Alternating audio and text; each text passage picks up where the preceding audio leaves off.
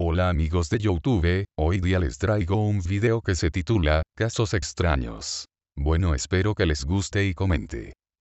Derechos a Naruto Felipe 99, vean su canal. Ahora les enseñaré la historia de Edward Mordrake, bueno empecemos. 1. La verdadera extraña y real historia de Edward Mordrake es verídica hasta donde sabemos, aunque la totalidad del relato se ha perdido en el tiempo.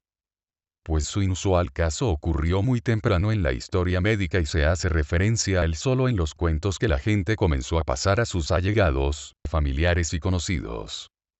De hecho, la historia de su vida se ha vuelto tan confusa con el paso del tiempo que hoy en día no hay fecha exacta de nacimiento o la muerte de Edward. Para los investigadores modernos nació y murió en Inglaterra en algún punto del siglo XIX, algunos apuntan hacia la fecha de 1887. Su madre era la condesa de Darlington y bajo el poder de ese apellido, se extendían infinitos prados y campos de cosecha que mediante tributos arrendatarios y un suculento comercio a base de cereales y ganado, permitían a la familia vivir de un modo más que privilegiado. El castillo se hallaba en la ladera sur del condado de Portsmouth, bordeando unos impresionantes acantilados que vigilaban el embravecido mar del norte. Las vistas eran fantásticas y todo hacía presagiar aquella tarde, que con la llegada del tercer varón, la familia Mordrake quedaría finalmente bendecida. No fue así, algo en la gestación del feto se torció, cuando se cumplían los últimos meses del embarazo. Así trató de explicarlo el Dr. Bridgewater, al contrariado padre de familia, Sir William Pitt Mordrake, al que no le pareció nada bien que entre su descendencia se hallase la ominosa huella de una malformación. Efectivamente, el niño Edward había nacido más que entero. La madre dormía extenuada junto a la recién llegada criatura, pero el Dr. Bridgewater y la matrona que le asistía, encontraron cuanto menos extraña la parte posterior de la cabeza del bebé. La vida de Edward se transforma así en una de las historias más raras y dolorosas de la deformidad humana. Edward Mordrake, al parecer un joven erudito, de grandes conocimientos, buen estudiante y músico violinista de mucha habilidad, en posesión de una gracia profunda natural, quien iba a ser el heredero de una de las familias más ricas y nobles de Inglaterra. Joven que sin embargo nunca reclamó el título de nobleza y se suicidó a la temprana edad de 23 años. Vivía en un retiro autoimpuesto absoluto, evitando las visitas incluso de los miembros de su familia. Se dice que era muy guapo cuando se le veía desde el frente. Edward Mordrake padeció una rara malformación que lo hizo nacer con un rostro extra, que era de mujer, en la parte de atrás de su cabeza. El rostro femenino era como una máscara, ocupando solo una pequeña zona de la parte posterior del cráneo, en lo que sería su nuca. Tenía dos caras. Según se cuenta, ese rostro no hablaba, no comía ni bebía, pero aún así podía reír y llorar, mostrando signos de inteligencia de un aire maligno. Se trataba de su gemelo parásito, carne de su carne, adorable como un sueño, atroz como un demonio. Se la había visto sonriendo y burlándose con muecas mientras Mordrake lloraba. Según cuenta la leyenda, sus ojos seguían los movimientos de quien se le ponía de frente, moviendo los labios sin cesar. La voz era inaudible, pero Mordrake aseguraba que durante la noche no podía conciliar el sueño debido a los odiosos susurros de su gemela diabólica no nata, como él la llamaba. La que nunca duerme, y que me habla de tales cosas de las que solo se oyen en el infierno. Llegó incluso a pedir a los médicos que hicieran lo posible por extraerla de su vida. Los padres buscaron la manera de aliviar a su hijo de semejante carga, pero las operaciones de cirugía nada desarrolladas por aquel entonces, no aseguraban que pudiera sobrevivir tras la operación. Lleno de coraje y desesperación, Edward pedía a sus padres luchar por el intento, pero el temor amedrentó la decisión última y los padres no cedieron a la arriesgada petición. Librarse de aquel rostro terminó siendo para Edward una obsesión que lo llevaría a la muerte misma. La imaginación no puede concebir las tentaciones espantosas en las que me envuelve. Por alguna imperdonable maldad de mis antepasados estoy cosido a este demonio. Porque estoy seguro que es un demonio. Yo ruego y suplico para que lo eliminen del mundo, aunque yo muera. Estas eran las palabras del desventurado Mordrake a Manvers y Treadwell, sus médicos. Aunque lo vigilaban constantemente, consiguió beber veneno, debido a lo cual murió. Solo dejó una carta, en la que agradecía a sus padres y a sus hermanos el cariño recibido y en la que hacía una última petición ineludible, que su cara demoníaca fuera destruida antes de su funeral, para que no continuase con sus espantosos susurros en la tumba. Algunos relatan que los médicos decidieron extirpar la cara maligna antes de enterrarlo, para cumplir el deseo del joven y darle paz y descanso eterno. Por una petición anterior, fue enterrado en tierra baldía, sin ninguna lápida o marca que dejara constancia de su tumba. El método de su muerte también es diferente en varias historias, a veces lo hace con veneno y en otras versiones con una bala entre los ojos de su hermana demonio, lo ponen fuera de su miseria. Su vida y muerte ahora son parte de obras de teatro, textos, pinturas, e incluso de la música, como la canción de Tom Waits por Edward para su ópera Alice y la ópera titulada Mordecai de Erling Wold, que están basadas en su triste historia. Sin embargo, la historia fue considerada falsa por algún tiempo. Simplemente era demasiado fantástica para ser creída y, obviamente al ser contada una y otra vez a lo largo de los años, muchas de sus partes simplemente no tienen sentido lógico ni médico. Por Edward. Pobre Edward de Tom Waits. ¿Has oído lo que dicen de Edward? En la parte de atrás de su cabeza tenía otra cara, era la de una mujer o la de una joven. Decían que quitársela lo mataría, así que el pobre Edward estaba perdido. La cara reía y lloraba, era su hermana gemela malvada. Por las noches ella le hablaba de cosas solo mencionadas en el infierno, era imposible separarlos encadenados juntos de por vida. Al final, la campana dobló por su condena, alquiló unas habitaciones y se ahorcó con ella de los barrotes del balcón. Algunos todavía creen que se liberó de ella, pero yo la conocía muy bien y digo que le llevó al suicidio y se llevó al pobre Edward al infierno. 2. Pascual Pinón, el bicéfalo mexicano. Existieron más casos reales similares al anterior, esta vez se trata de un personaje llamado Pascual Pinón, o más conocido como el mexicano bicéfalo. Pascual Pinón o Pascual Piñón, según las fuentes, fue un freak más del nutrido grupo que formó parte de las plantillas de los numerosos circos y ferias ambulantes que, durante buena parte del siglo pasado, recorrieron el territorio norteamericano exhibiendo bajo sus carpas a personajes de lo más extraños, algunos de ellos con malformaciones o enfermedades que los hacían diferentes al resto, otros, simples engaños y farsas. Pinón, según algunas versiones de su historia, se encontraría en ambos grupos, ya que ciertamente de su cráneo nacía otra segunda cabeza, originada posiblemente por una malformación llamada Craniopagus parasiticus, o lo que es lo mismo, los restos visibles de un gemelo parásito.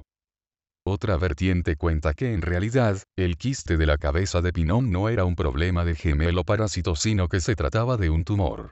En este caso, dicho tumor fue usado para moldear sobre él un rostro hecho de cera y que, disimulado con el cabello, conformaría la peculiar cabeza que le hizo famoso en el mundo circense. Otra técnica de la que se habla y que se podría haber utilizado sobre el tumor fue la de introducir quirúrgicamente en su interior una estructura de metal con la forma de los rasgos faciales y que con un poco de maquillaje hubiese conseguido el mismo efecto. Con cualquiera de las versiones anteriores la historia termina del mismo modo. Tras 2 años de trabajar para el circo, Pascual Pinón comenzó a sufrir problemas mentales que fueron atribuidos por los médicos a ese lo que fuese que tenía sobre la cabeza.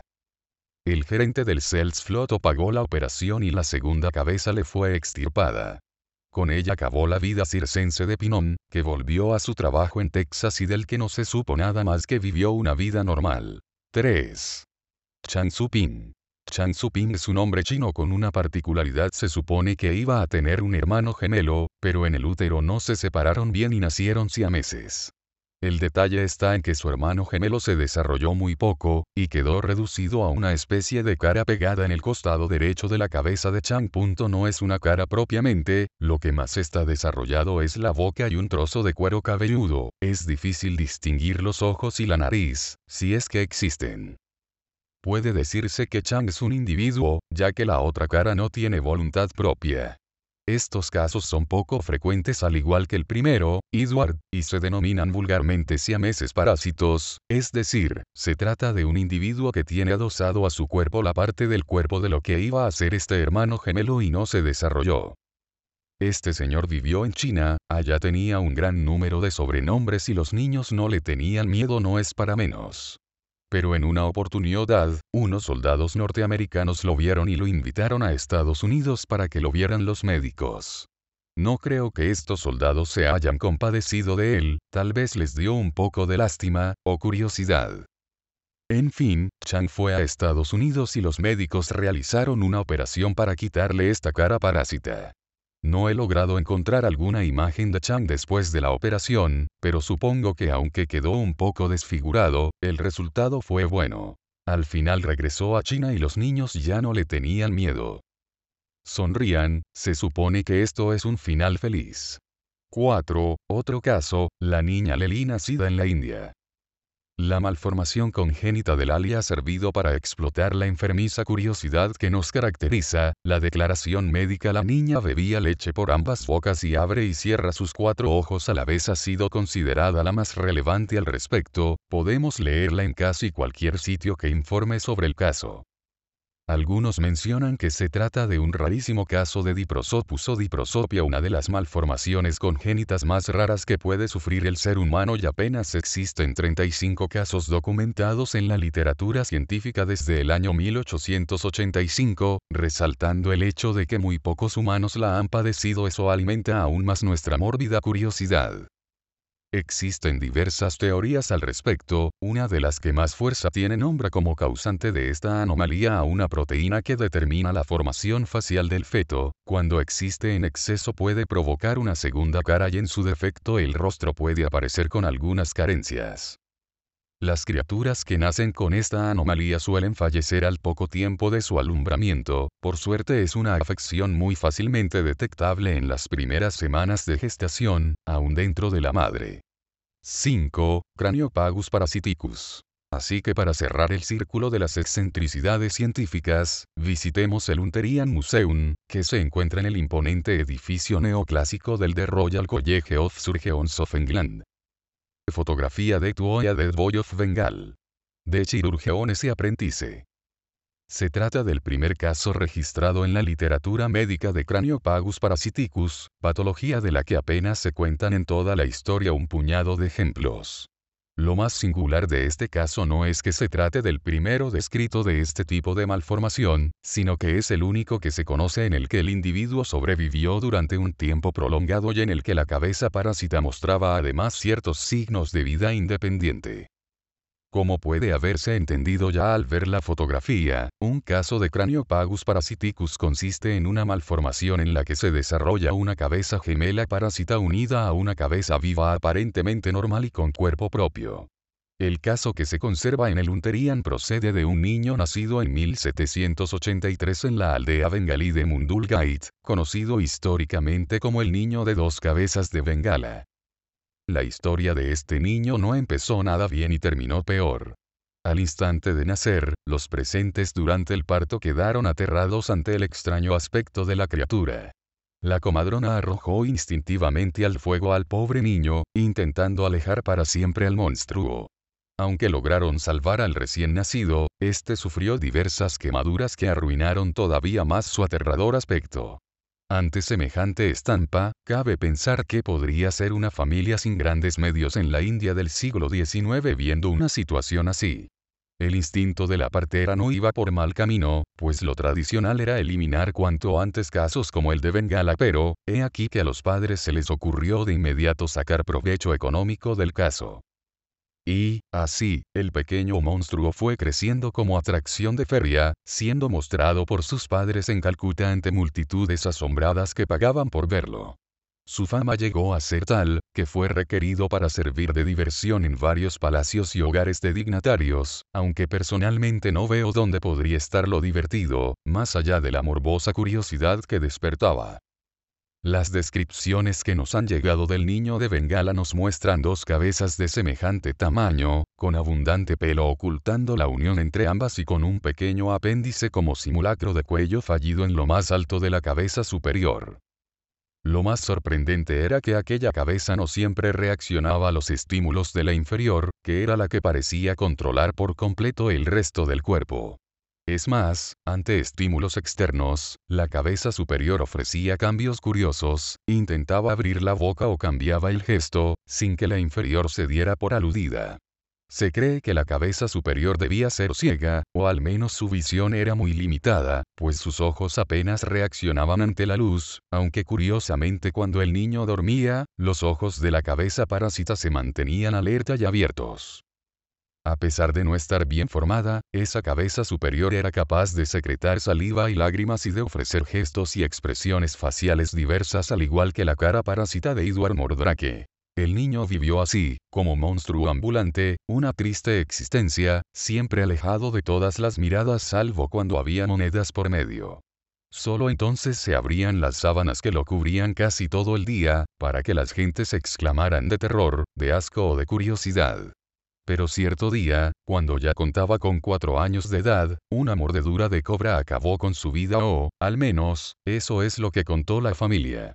Aunque hubo muchas ofertas para quedarse con el cadáver, los padres decidieron dar sepultura a la criatura. Como puede esperarse, no tardaron en saquear la tumba y llevarse el cadáver que, tras muchas vueltas terminó convertido en uno de los especímenes más sobresalientes de la colección de asombros médicos del Unterian de Londres. Gracias por ver mi video, espero que se suscriban, ya tengo 17 suscriptores.